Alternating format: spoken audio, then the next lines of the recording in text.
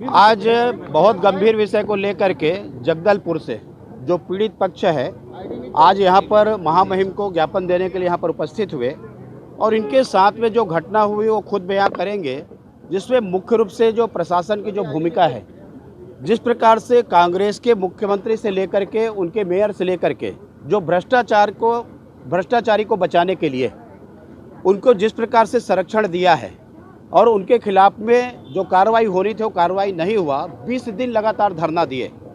कांग्रेस के महिला पार्षद प्रधानमंत्री आवास देने के लिए 25-25 हज़ार रुपये 40 से 45 लोगों से उनके द्वारा लिया गया कि हम आपको प्रधानमंत्री आवास दिलवा देंगे, और उसके बाद ये लोग इंतज़ार करते रहे। 3 महीना हो गया, 4 महीना हो गया, जब नहीं दिया तो फिर वापस करने की बात आई।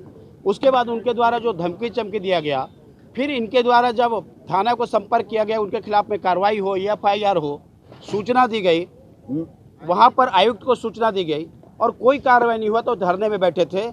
आज महामहिम से इसी बात को लेकर के मिलने के लिए आए हैं। कल प्रशासन के द्वारा वहाँ पर नंगा नाच किया गया है। भारतीय जनता पार्टी के जो हमारे नेता हैं उनको ज़बरदस्ती उठा करके थाने में ले जाया गया और जिस प्रकार से इनके जो टेंट है उनको उखाड़ने का प्रयास किया गया और इनके साथ में जो लगातार अत्याचार हो रही है उस बात को लेकर के बयां करेंगे। उसके बाद में बाकी चर्चा करेंगे। मैं जगदलपुर संजय गांधी वार्ड की रहने वाली हूँ।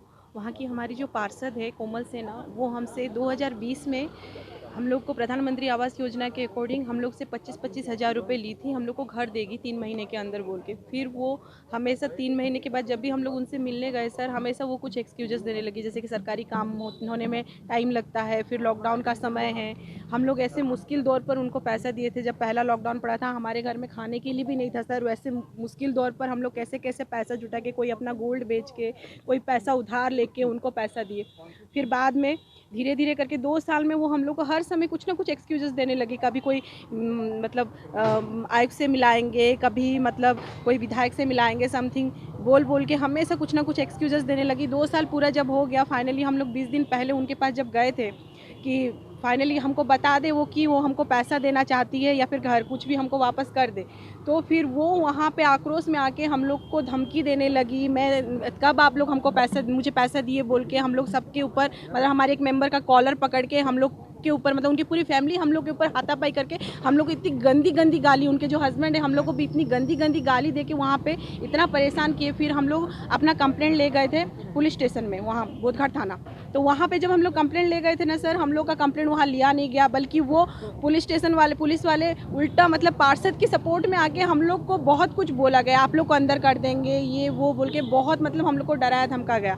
फिर बाद में हम लोग वहाँ पे कंप्लेंट लिखवाए, हम लोग का FIR नहीं हुआ, तो हम लोग 20 दिन से वहाँ पे धरना में बैठे हैं सर, हम लोग का FIR हुआ नहीं। फिर हम लोग IG के पास गए थे, SP के पास गए थे, फिर भी हम लोग का FIR हुआ नहीं। अभी हम लोग अपना गुहार लेके यहाँ राज्यपाल मैडम के पास आए हैं। मैडम आश्वासन दिए हैं कि हम लोग को वो सपोर्ट करेंगी, वो बोली हैं हम लोग का FIR होगा। और अभी क्या विश्वास दिलाया गया था, क्या कहा गया था? हम लोग को बोला गया था 3 महीने के अंदर वो हमको घर दे देंगी बोल के। 3 महीना बीत गया सर, 3 महीने से 2 साल बीत गया, हम लोग को घर ही नहीं मिला। हम लोग सर रेलवे कॉलोनी में जो बीच में जो झोंकी झोपड़ी रहे वहाँ पे रहते हैं। हम लोग एक पैसा बड़े मुश्किल से मेहनत से कमाया हुआ पैसा उनको दिए थे।